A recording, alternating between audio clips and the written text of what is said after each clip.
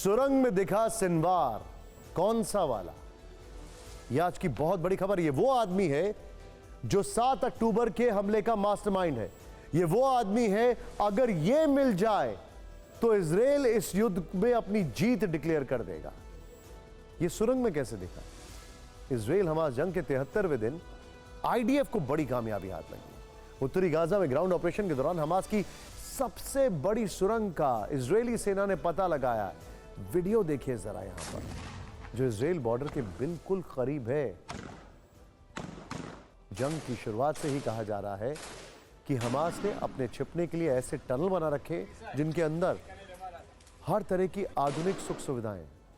ये टनल इस जंग में आईडीएफ के लिए शुरुआत से ही चुनौती बने हुए थे। युद्ध के साथ वो गाजा में इनका लगातार पता लगा रही है। आईडीएफ ने जो वीडियो जारी किया है उसमें इसी टनल के अंदर हमास के खूंखार याह्या सिनवार का भाई मोहम्मद सिनवार गाड़ी दौड़ाता दिख रहा है। दावा है कि उसके साथ बैठा दूसरा शख्स याह्या सिनवार है। दोनों गाड़ी में बातचीत करते हुए सफर कर रहे हैं, यानी इस सुरंग में कार भी दौड़ सकती थी। हमास ने पूरी की पूरी टनल सिटी बना रखी है, बंकर है पूरा। आईडीएफ और मोसाद ने दावा किया है गाजा में हमास के टनल के अंदर मल्टी कंस्ट्रक्शन मिले। टनल में एक साथ, ये वीडियो भी देखते रहिए, एक साथ सैकड़ों लोगों के रहने की व्यवस्था है। टनल के अंदर भारी सैन्य वाहनों को ले जाने की व्यवस्था है। टनल में कई test, rest room, jail, CCTV room, weapon store मिले। लाखों डॉलर की लागत से बनाए गए मेगा टनल्स हैं। आईडीएफ का दावा है कि ऐसे ही टनल सिटी में रखे गए बंधक।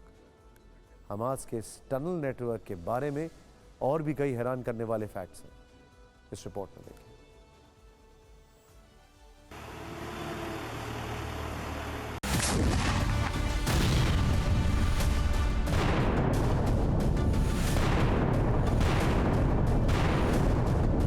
हमास के टनल के सबसे नए वीडियो में दिख रहा शख्स अगर याह्या सिनवार है तो 7 अक्टूबर के बाद ऐसा पहली बार है जब उसका चेहरा सामने आया।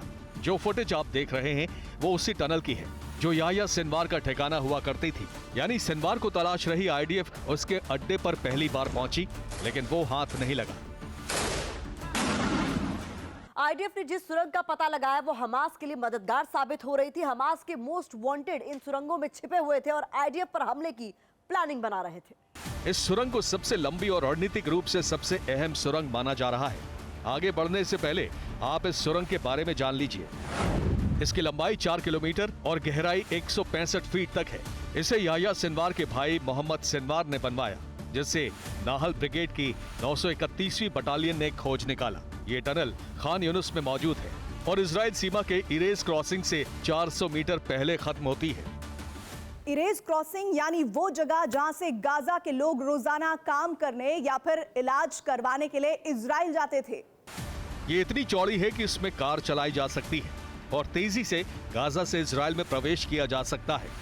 आईडीएफ ने जो वीडियो जारी किया उसमें सिनवार का भाई टनल के अंदर ही कार चलाता दिखा। हमास की इस टनल को अगर आप देखें तो अंदर हथियारों का गोदाम है, पटरियां हैं, बिजली के इंतजाम है, लोहे के मजबूत दरवाजे लगे हैं और अंदर पूरा का पूरा शहर बसा है, जिसे देखकर इजरायली सेना भी हैरान रह गई।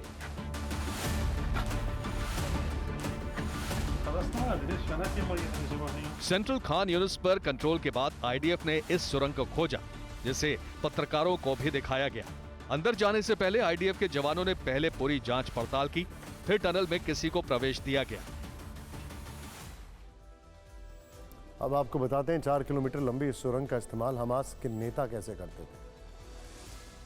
सुरंग इतनी चौड़ी है कि इसमें कार चलती थी।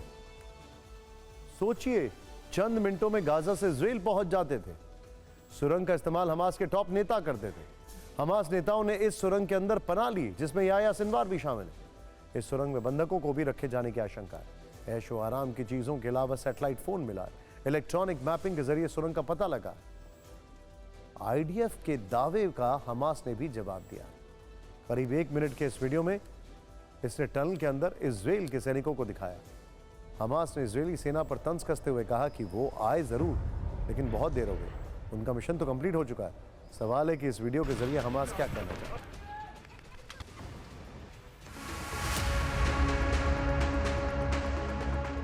गाजा युद्ध के बीच जिस सुरंग को लेकर इजरायली डिफेंस फोर्सेस ने बड़े बड़े दावे किए, उस पर हमास का जवाब भी आ गया। आईडीएफ का कहना है कि खान यूनिस में मौजूद ये हमास की सबसे बड़ी सुरंग है, जहां से उसके खिलाफ ऑपरेशन किया जाना था, लेकिन हमास के इस प्लान पर उसने पानी फेर दिया। यही थ्योरी इजराइल की सेना ने पत्रकारों को भी बताई, लेकिन हमास का दावा तो कुछ और ही है। हमास की ओर से जो वीडियो डाला गया उनमें टनल के अंदर पहले इजराइल के सैनिकों को दिखाया गया। इजराइल के सैनिक टनल के बारे में बातचीत करते दिख रहे हैं, उसकी पड़ताल की जा रही है। लेकिन इसके ठीक बाद इस वीडियो में हमले का अलग अलग सीन दिखाया गया है। इस वीडियो में हमास के लड़ाके इजराइल पर हमला करते दिख रहे हैं। वो खुले मैदान से अटैक कर रहे हैं, रिहायशी इलाकों को निशाना बना रहे हैं। इजराइल के टैंकों को भी टारगेट करते दिखाया गया है। इसके अलावा इसी वीडियो में कुछ लोगों को बंधक बनाए जाने का शॉट भी जोड़ा गया है, क्योंकि इस वीडियो के जरिए हमास ये बताना चाह रहा है कि इजराइल सीमा के पास मौजूद इस सुरंग के जरिए उसने कितनी तबाही मचाई। लगता तो यही है।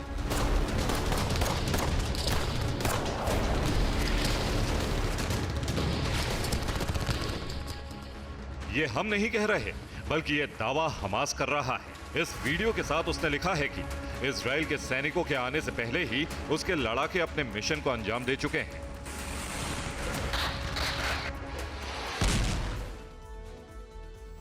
हमास की सुरंग लोग के बाद खबर ईरान के हनी ट्रैप की। एक तरफ ईरान हमास, हूती और हिजबुल्लाह के सहारे इजराइल और अमेरिका के खिलाफ प्रॉक्सी वॉर लड़ रहा है। लाल सागर, लेबनान बॉर्डर समेत इजराइल को 3 मोर्चों पर घेरने की कोशिश कर रहा है। दूसरी तरफ उसने हमास की मदद के लिए सोशल मीडिया प्लेटफॉर्म के जरिए इजरायली सैनिकों को फंसाने का प्लान तैयार किया। इसके लिए ईरान ने हनी ट्रैप का सहारा लिया।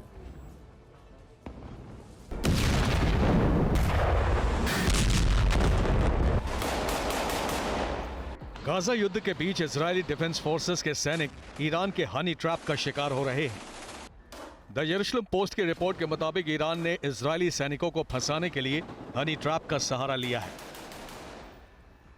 ईरान की इस्लामिक रेवोल्यूशनरी गार्ड कोर ने ईरान के मसाद शहर में हिब्रू बोलने वाली महिलाओं का एक ग्रुप तैयार किया है। इन महिलाओं को IRGC ने ट्रेनिंग दी है। ये महिलाएं सोशल मीडिया के जरिए IDF के सैनिकों से संपर्क करती हैं। ये महिलाएं सैनिकों को अपने आपत्तिजनक फोटो और वीडियो भेजती हैं। इसके बदले में इजरायली सैनिकों से सीक्रेट जानकारी हासिल करने की कोशिश की जाती है। यरूशलेम पोस्ट की रिपोर्ट के मुताबिक सोशल मीडिया पर ये महिलाएं फेक नाम और प्रोफाइल का इस्तेमाल करती हैं, लेकिन जो वीडियो भेजे जाते हैं वो रियल होते हैं। कभी महिलाओं को हैट में दिखाया जाता है, कभी वो भारी मेकअप में दिखती हैं, कभी आपत्तिजनक हालत में वीडियो शेयर करती हैं। जानकारी के मुताबिक अब तक ऐसे करीब 22 अलग अलग प्रोफाइल के बारे में पता चला है। इनमें से 2 महिलाओं के नाम भी सामने आए हैं जो ईरान के मशाद शहर की रहने वाली हैं। इन महिलाओं के जरिए हासिल की गई जानकारी को ईरान हमास के साथ साझा करता है। इससे पहले हमास भी जानकारी जुटाने के लिए इजराइल के खिलाफ हनी ट्रैप का इस्तेमाल करता रहा है। साल 2022 में IDF ने हमास के एक ऐसे ही नेटवर्क का पर्दाफाश किया था, जहां जवान महिलाएं खुफिया जानकारी हासिल करने के लिए सोशल नेटवर्क के जरिए IDF सैनिकों को टारगेट कर रही थीं। मिडिल ईस्ट में चल रहे इजराइल हमास जंग के बीच रूस ने एक बार फिर अपनी ताकत दिखाई, जिससे अमेरिका और पश्चिमी देश तनाव में आ गए। पुतिन ने दुनिया को अपने परमाणु मिसाइलों की ताकत दिखाई है। रूस ने ICBM यार्स को लोड कर दिया। इस अंतर महाद्वीपीय बैलिस्टिक मिसाइल की तैनाती बहुत बड़े विध्वंस के संकेत हैं। यूक्रेन से युद्ध के बीच ये दूसरी बार है जब रूस की सेना ने ऐसा किया। उसने ऐसा करके अपनी परमाणु ताकत का शक्ति प्रदर्शन किया। रूस ने अपनी एटमी शक्ति की तैनाती ऐसे वक्त में की है जब कीव ने उसे भारी नुकसान पहुंचाने का दावा किया। बीते कुछ दिनों में दोनों तरफ से भीषण युद्ध छिड़ा हुआ है। दोनों तरफ से ड्रोन अटैक हो रहे हैं। हाल ही में यूक्रेन ने दावा किया है कि इस जंग में रूस के लाखों सैनिक मारे जा चुके हैं। उसके बाद यार्ड्स मिसाइल का एक्शन मोड में आना बहुत बड़े खतरे की घंटी है।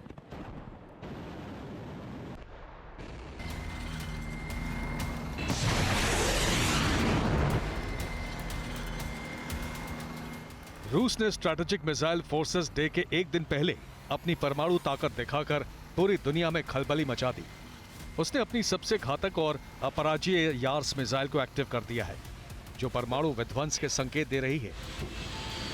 खबर है कि परमाणु शक्ति से लैस आईसीबीएम यार्स को रात के घने अंधेरे में निकाला गया और इसे लोड किया गया। इसके अलावा इसके चालक दलों ने इन मिसाइलों को फायरिंग पोजीशन में सेट किया और कमांड के आदेश पर वापस अपने बेस पर लौट गए।